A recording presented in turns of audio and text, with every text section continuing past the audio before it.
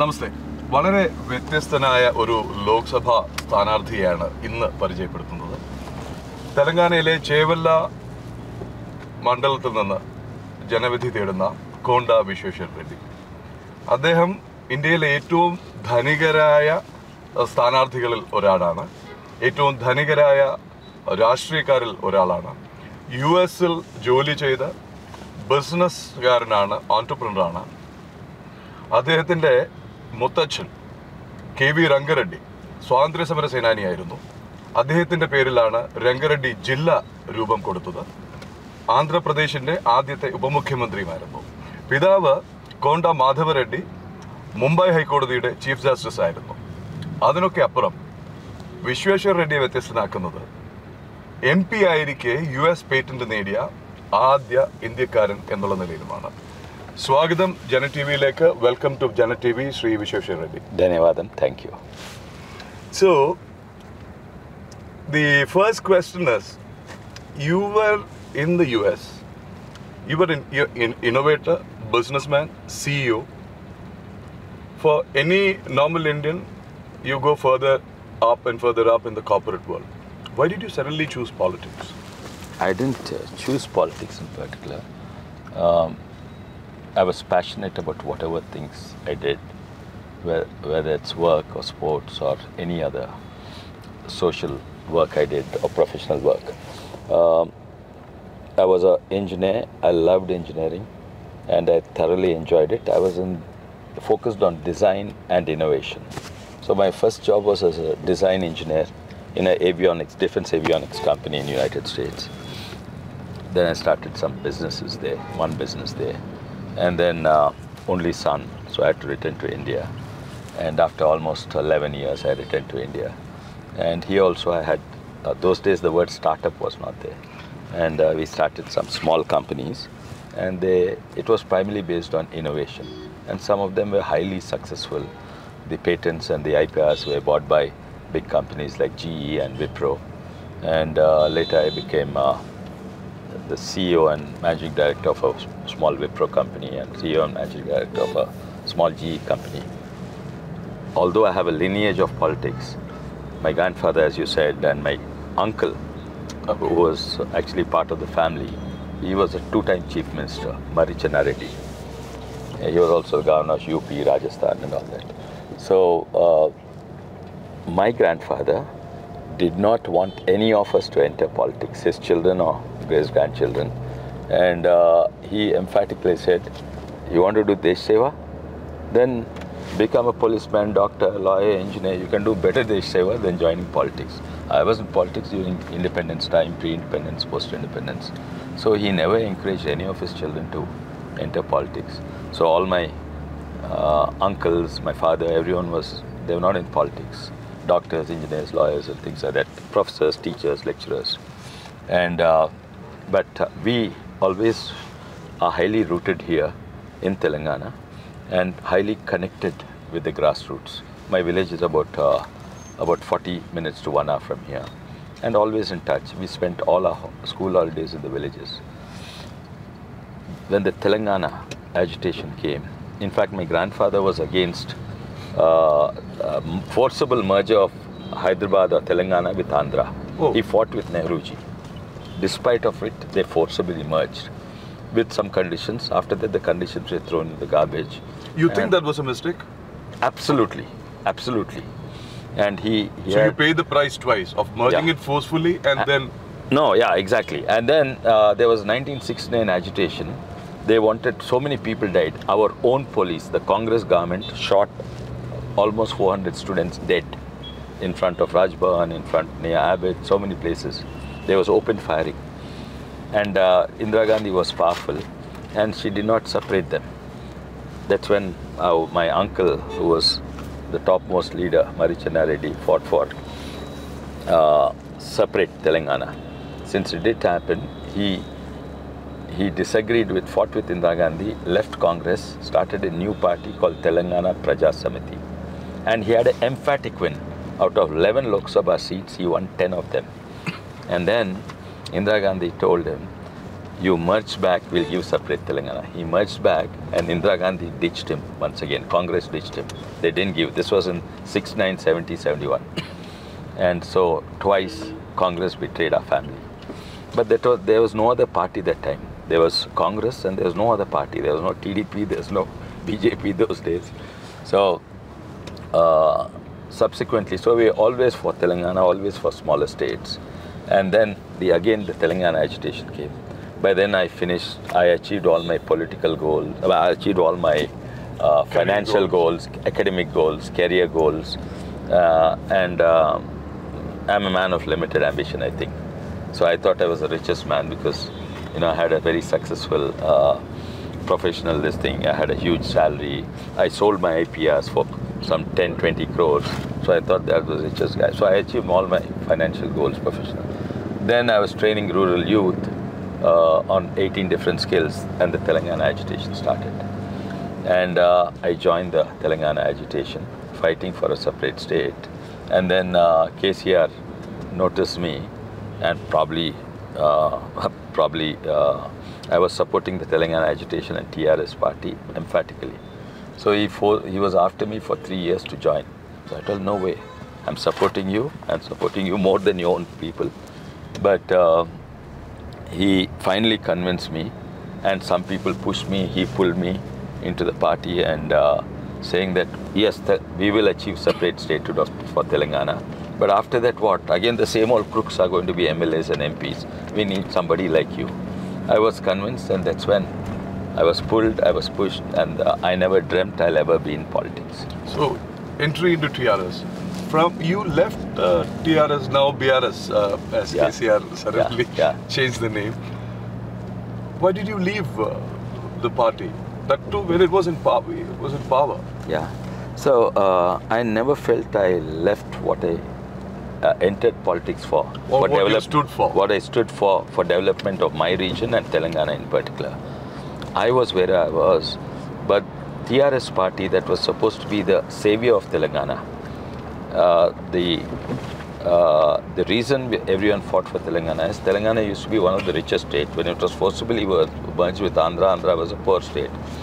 But they had the majority in the assembly, so they diverted the resources of Telangana to Andhra. Nillu, Nidulu, Niyamakalu. Nillu means water, Niyamakalu means jobs, Nidulu means funds. So that was happening. Now that we are a separate state, we'll have all our jobs, our water, irrigation water, and our funds for ourselves. And Telangana was the richest state. And then the same family started looting Telangana. First of all, it changed from a Telangana party to a KCR family party. Right? And the same party, and it made Telangana, and it dumped money into Kaleshwarams and all Kumbakonams, we call it, and unviable projects costing lakhs of crores. In front of me being an engineer was part of the design process and all that. And I could see in front of my eyes, Telangana is being looted. And so I gave them advance notice because I have a professional background. As you're leaving a job, you give a 2 months notice. You must be the first politician in India to give a notice before leaving the party. And so party is not suitable because party changes direction. And everybody who fought for Telangana, they ejected out. And people who betrayed Telangana were powerful, whatever, politicians, they were made the ministers. So I feel I was where I was. It's party that moved away from its original cause.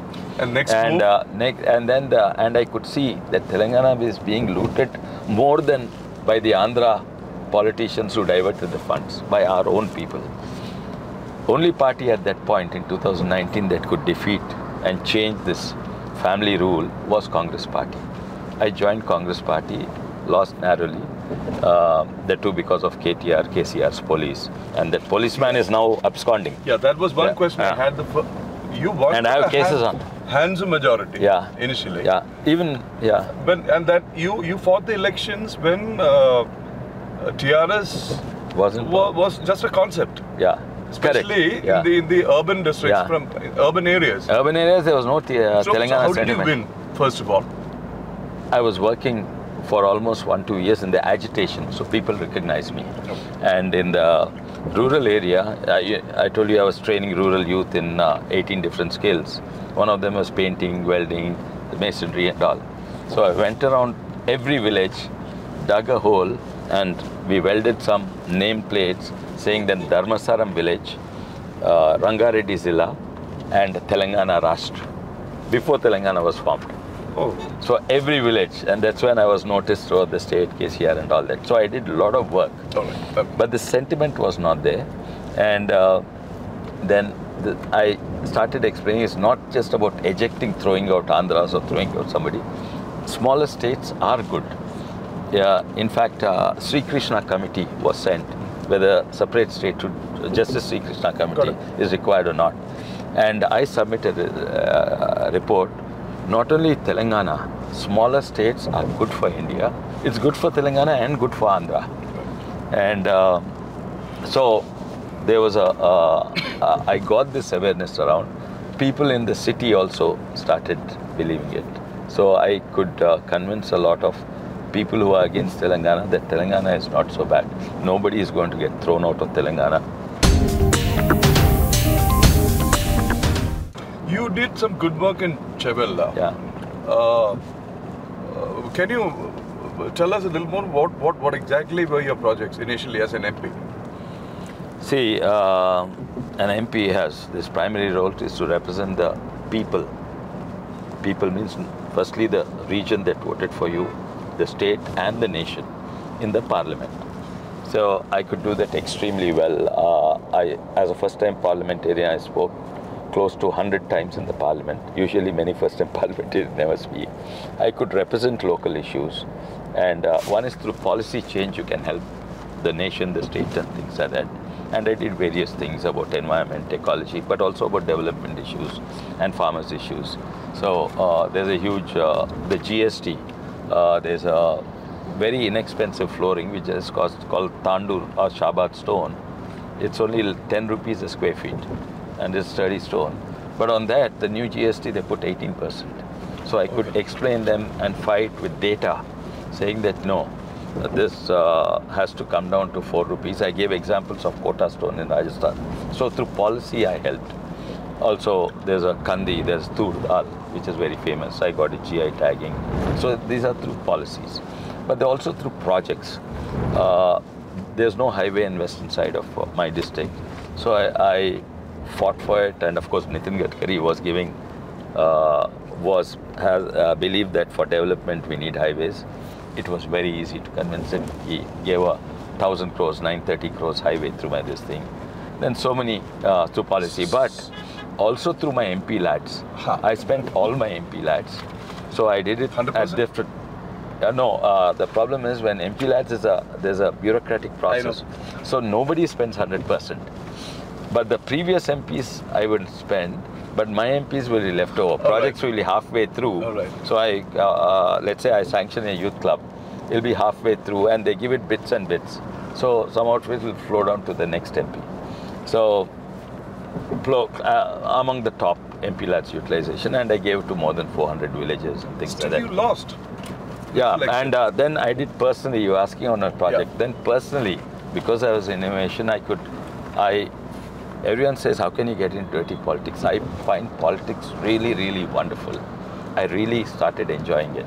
Because as an innovator, what's the, you have a problem. This gear mechanism is not working. This circuit is not working. This software is not working. So you fix it. And you really have a good night's sleep and you're really satisfied. Besides, of course, making money on the innovation. But you feel very, self-satisfied. And but actually, when you go to politics, and what's the input?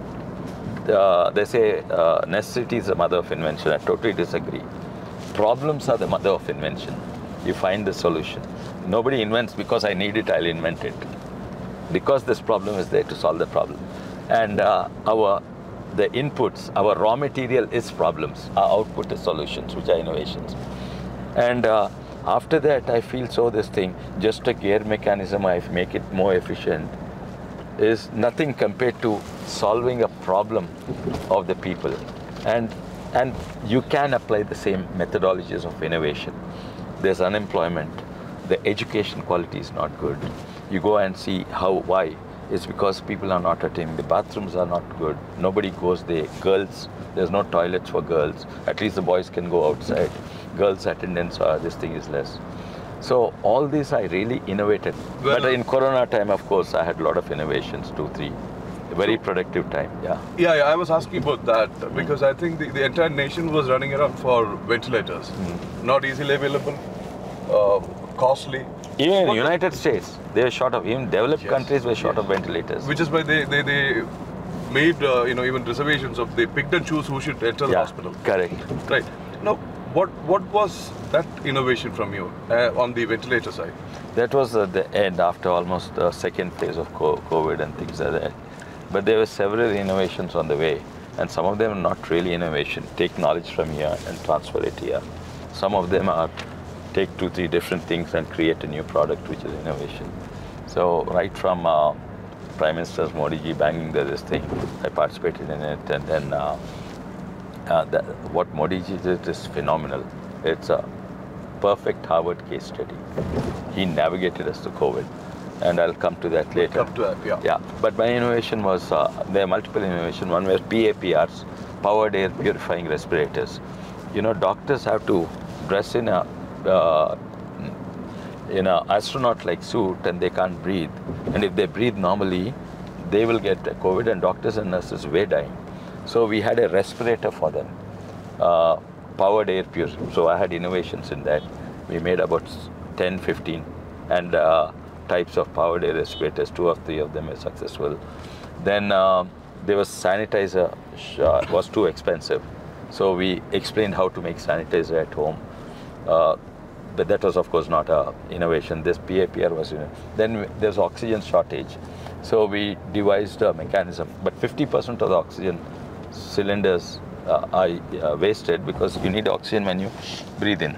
The oxygen cylinder lets it out. When you breathe out, when you exhale, you don't need oxygen. So we made a sensor for the breathing and connected to a valve. So oxygen is supplied only when you're breathing in. It senses. So that device we made. That also we applied for patent. And then the last one was the ventilator itself. So all over the world, they were looking for a rapidly manufacturable COVID ventilator. And I had a lot of ideas because I was an electrical instrumentation engineer in avionics, but also in biomedical. And I was on the group meetings with Niti Aayog, Piyush, many scientists, doctors, on how to develop the specifications for a COVID-specific, rapidly manufacturable ventilator. And I gave my inputs, and while I was working on developing it, and then I myself developed a ventilator called iCovent, Indian COVID ventilator, and I patented this, which was a rapidly manufacturable ventilator. iCovent. What intimidated them? What was the enmity about? Because I left the party. Nobody leaves the ruling party. I was the only MP. Everyone jumps into the ruling party. I left the ruling party. You said nobody leaves the ruling party, right? This is said only of the underworld, right? Nobody leaves the underworld. Exactly. This was exactly. If you leave the underworld, you're dead. They wanted to kill me. And kill me means politically or whatever. Now we see a sea change in the whole political culture in India. Yeah. Like you have people, bureaucrats and technocrats, like Rajiv Chandrasekhar coming in, Ashwini Vaishnav coming in. You have Jaishankar coming in. And now you are, moving into that, set of people. Not all. I mean, I'm not saying you're a minister or you're good. I mean, I'm not even trying to predict that you'll become a minister. But said, what brings all of them into politics, or all of you into BJP? See, in fact, there was a talk, a lot of my elders used to say that there's a saying, only dirty scoundrels enter politics. But that rumor is spread by the scoundrels in politics, so no decent man gets into politics. So they don't want. But I think, especially after, I don't know, because I'm in BJP, you may think I'm saying it because I'm BJP. Definitely there's very little or no corruption in BJP at the top. And they did welcome this. They did welcome people like us. and we felt welcome. When I joined TRS also, he welcomed me not because I'm a politician. He welcomed me because I knew how to innovate, how to connect with the people. And it's not some scientist with some long beard and glasses and sitting and innovating. It is working with the people and finding solutions.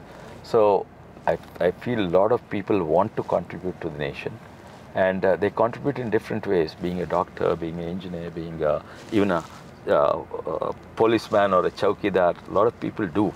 Of course, they are corrupt politicians, corrupt lawyers and all.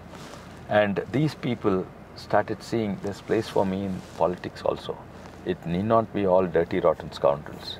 This richest politician, richest candidate, this tag, does it work to your advantage or has it become a liability? Yeah, I thought in the first elections, I thought it will be a disadvantage because people will look at me like an elite and unreachable, and he doesn't know the problems of the poor. But in my villages, they know. I am with them all the time. I still do agriculture. My father, being a chief justice, used to do agriculture. My mother was in charge of agriculture. So we are connected with the ground. But the most, actually, it worked phenomenally positive because they said this guy is so rich and he doesn't want to he didn't come into politics to make money. Okay. And he will not take 1 lakh or 10 lakhs or 1 crore bribe. So it did work to my advantage. Yes. You embrace social and economic development as the core agenda on one side. On the other side, you do recognize the relevance of the caste equations. You do, even talk about polarization is good for, advantage, political advantage.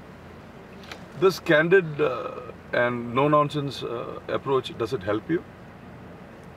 It does, because it gives me an opportunity to clarify various issues. And of course, in every party, there'll be some idiots. Some people, in every party. Some people say polarization and all that and things like that. But, after I left Congress, I was independent during the time of COVID, I was independent, not in any party. I also did a lot of work, both on BJP, RSS ideology. I also did a Harvard course on what's the right thing to do, Michael Sandel. It's a brilliant thing, you should do that course. I got the Harvard certificate as well, it's an online course. And I had an opportunity to study economy and social justice and things like that, Ambedkar. I had newfound respect for Ambedkar ji and in fact about reservations and things like that. And it directly connects to some of the modern political philosophers as well as modern economists. And also we are talking about bottom of the pyramid and things like that. Now, caste equations. In politics, caste is a reality. We can't overcome it easily, but we can't perpetuate it. Some parties perpetuate it. They use it. And one of the most astute caste politician India has ever produced is KCR, K. Chandrasekhar Rao. His policies are, this is for Yadavs who are goat and sheep rearers, so give them free goats and free sheep. This is for fishermen, give them this. And it should not be like that, because in India today, the ground reality is not only Yadavs, but some Reddys, some SCs, everyone rare goes. So it should be for the profession, not for the caste. Whereas, so to go forward, support them, and they'll benefit probably more. Give goats to everyone who raises goats, and why can't Yadavs be software engineers? So I definitely do fight against caste in policies. You can do on backwardness and things like that, and you can have reservations because they are backward, but you should remove the creamy layer, because for 4 generations they become very 4 generations they've been wealthy.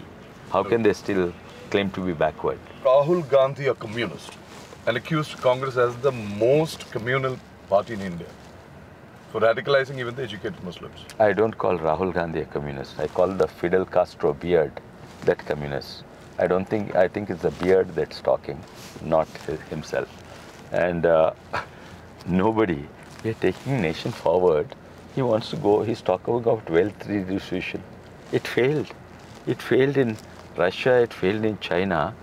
We talk about wealth creation, not really. He's going backwards or something wrong. I think the beard is affecting him. But the other question was... you call the Congress the most communal party absolutely. for radicalizing even the educated Muslims. Yes, Congress has been and it's becoming more and more communal party. Starting from the fact, about CAA, they blame us saying that we use the word Muslim and discriminated Muslims in CAA. They spread false propaganda. It was they who started the first CAA. That's in July 19th, 1948, 1 year after independence, right? And in that, what did they say? All the minorities persecuted in Pakistan and Bangladesh, minorities there is Hindus, Christians and Sikhs, or Buddhists and Jains, could come to India, and they were given a permit which will translate it to citizenship. But the Congress CAA, the same CAA, excluded those who went from here to Pakistan and returning back to Hindustan. They were prohibited from taking permit and getting citizenship. Now, who are those people who went from Hindustan to Pakistan and wanting to return? Are they not Muslims? We call spade a spade. We call Muslims Muslims. That's what we did. But their policy was not only against Muslims, it was discriminating Indian Muslims. And then they call us saying that we use the word Muslims. We have the courage to call Muslims Muslims, Hindus Hindus. They don't have the courage. The Telangana CM, Reddy, he is supposed to be creating waves, ripples. Your take on him? He's creating... Is he going to join the BJP? You never know what happens in politics. So I'm not good at predicting. And he started off very well. He's a good friend of mine. We worked together in Congress. And he started off very well, and it was a refreshing change from KCR and family, who made foul language, filthy language popular in Telangana, in political discourse. He changed that. He started well. The previous government used to abuse Nirmala Sitharaman, using the choicest of the word, Prime Minister Modi, everyone. He, on the other hand, gave them due respect. When you give them due respect, it's not only giving respect to a Prime Minister, it also helps the state. There's no point of the state fighting with the center. So he kept good relationship with the center. He was very cordial with them. And when he was in problem, he went there saying, Bade Bhai, or Peddana, Peddana. And he got, and Prime Minister reciprocated as a statesman. Despite of this Telangana being bankrupt and having taken loans beyond the FRBM limits, he sanctioned another 9,000 crores. So he started off very well. But now, with the political, I think his language, discourse and all, is not only reducing his stature of the Chief Minister of Telangana, it is harming Telangana. What's the point in fighting on a personal, making personal accusations? After all, you need the help. So I think he's now slowly taking the direction of KCR, which I hope he corrects himself. Okay. So thank you so much for spending time with Janam TV. I know the kind of hectic schedule that you're undergoing. All the best from the part of Janam TV. All the best from Kerala. I hope to see you soon as a minister in the union government, where you can extend your innovations, your skills to the whole nation. Thank you. Thank you to Janam TV for this opportunity. Thank you. Thank you. Adana Konda Vishweshwar Reddy. Endinu Rashtriyathileku vannu. Rashtriyam endanu? Rashtriyam dirty alla. Rashtriyathil innovation, professionalisthinu scope undu ennu തെളിയിച്ചുകൊണ്ടേയിരിക്കുന്ന പുതിയ ഉദിച്ചുയരുന്ന ദേശീയ നേതാവ്.